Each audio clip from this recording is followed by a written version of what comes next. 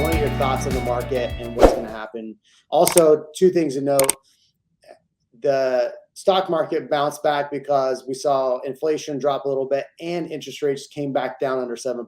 So two notes there. I'll start with you, Matt. What do you think is going on in the market, and get a sense of what your thoughts are? I mean, specifically to Austin, I think, we have a supply issue in the not too distant future again, and for a couple of reasons. Right now, with rates being where they are, with sales slowing down, you've got new home inventory that's sitting, they're incentivizing. So that means they're not incentivized to go develop more land. I'm working with one particular builder who I've loved working with. I've worked with this guy for 10 years. He told me we're building a $2.8 million house that's already a spec that's pre-sold on Elizabeth Street in SoCo. And he said, Matt, this will be my last building project. I'm not building anything again. City of Austin's impossible to work with. We had issues across the board on this one. And so I think you've got a lot of people that are just not as excited to build. And you've got developers that are not out putting in the offers, because what we've got is they've turned up rates. So no surprise, people sit on their hands. So to that point, as a landlord, I've raised my rents 15% a year the last 2 years. I've never seen double-digit increases per year. Why? Because people are sitting on their hands. A, it was too expensive. Now, B, they're scared because rates are so high. The second I think we get down under, I would say 5.5%, which could be as early as spring. It may be 12 months from now. But when that happens, I think all of those people that, in my estimation, and I'm speaking as a landlord, are overpaying based on what the market bears right now for rents, they're going to turn back into buyers, and they're going to turn back into buyers at the same time. And that's going to time out when we don't have the development that's been supported during this low time to be able to create those homes for those future buyers. So I think the second we turn rates back down, we have an even more exacerbated supply issue in as short as 6 months and as far out, I think, as 18 months. But, that's my prognostication. Whatever the short-term numbers are, I feel like, we're in a buying period. I think we might have hit bottom already, who knows? But I think we've got a month to 6 months where I think you've got an opportunity to negotiate as a buyer. But because you have fear in the market, and it's psychologically challenging as a human to say, I'm going to buy when there's fear in the market and sell where there's exuberance, right? Warren Buffett, that's what you should be doing. Well, there's fear in the market right now. To that point, I had 2 clients that backed out of deals recently, and I bought both of their deals. We negotiated a great deal. Both of them were rate related. They lost their initial financing and their rate bumped a 1.5 compared to what it had been. But the deal was so sweet, I had to take them down myself. So I'm drinking the same Kool-Aid that I'm telling people. I'm like, listen, I'm telling my sellers, hold up. Now's not the time to put that thing on the market. Let's wait for rates to come down and find some support. And I'm telling my buyers, if you're not out there looking right now, I feel like you're missing a really great opportunity, probably the best one we're going to have in the next 10 to 15 years in Austin real estate. You got to weather the storm on rates, but you can refinance, right? I mean, if you get 20% off the original list price of the house, 40% off the original list price of the house, but you're paying 2% higher rates than you were 8 months ago, and you can refinance that in 18 months to 2 years, you're making a lot more in that equity that you're gaining now than you are losing in that interest rate over the relatively short period of 18 months to 2 years. So, I don't know all the short-term metrics. I'm less concerned than the number one metric I look at in Austin, and that is jobs. It's all I care about. Are we turning away more jobs, or are we gaining more jobs? And yeah, we lost the Meta building. They backed out of their lease. That's 510,000. Somebody's got to go lease, and they've got to sublet.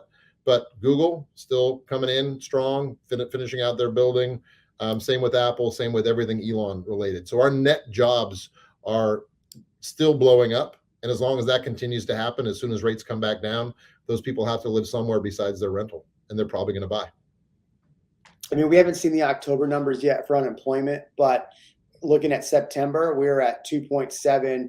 We saw a high of 3.2 back in February. So let's say we go back up to 3.2 February.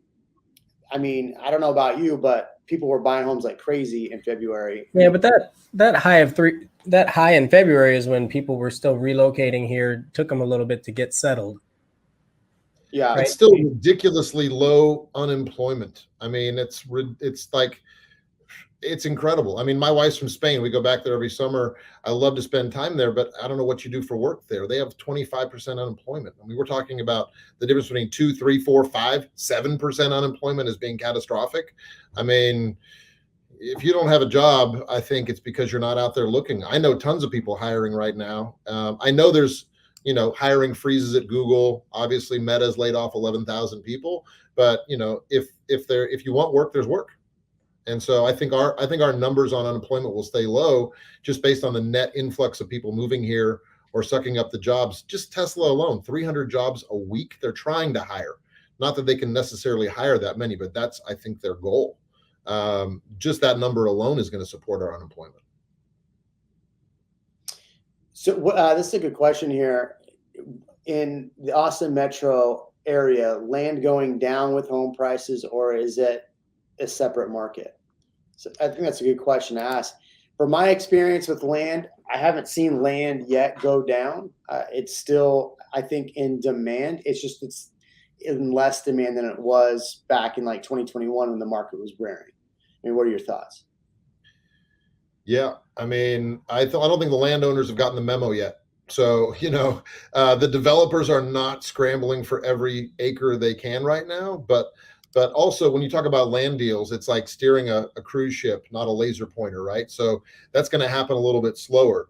Yeah, you're right. There's not smoking deals out there because typically landowners, it's a generational hand-me-down, or they bought it for, a little enough money because you really can't get a whole lot of great mortgages on land. So typically they're own cash. Unless somebody's strapped, they're not selling. And so if they don't have to sell, they're not as influenced by, what I consider this short-term up and down market that we're dealing with. So if they're going to sit on it and wait, that's what they'll do. But yeah, I agree with you. I have not seen a fluctuation in land deals, and I'm out there looking for land as well, for land development deals, and they're not budging yet. Mm-hmm. Ian, I want to get your thoughts on the market. I mean, you're seeing these numbers now too. So what are your thoughts on what's going on? I think it was interesting to watch the inventory go from 1 month to 2 months to 3 months, fairly quickly enough. I should make a chart about that and show that, because we were doing what back in January. We're like, I can't believe it's 0.6 month inventory. Yeah, it was so low. I was like, oh my gosh, this is incredible.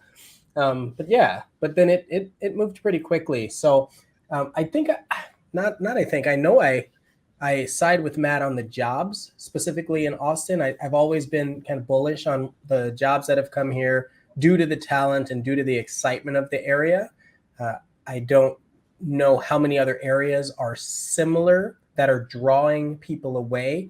You hear Nashville, you hear some of these other places, but they don't have the industry, or I'm just going to say the industry. I'll stick with the industry. They don't have the industry right now and the varied ecosystems that Texas does. Thanks for watching this short of the Real Amigos podcast. For more live streams, hit here. For more clips, hit here. We'll catch you on the next one.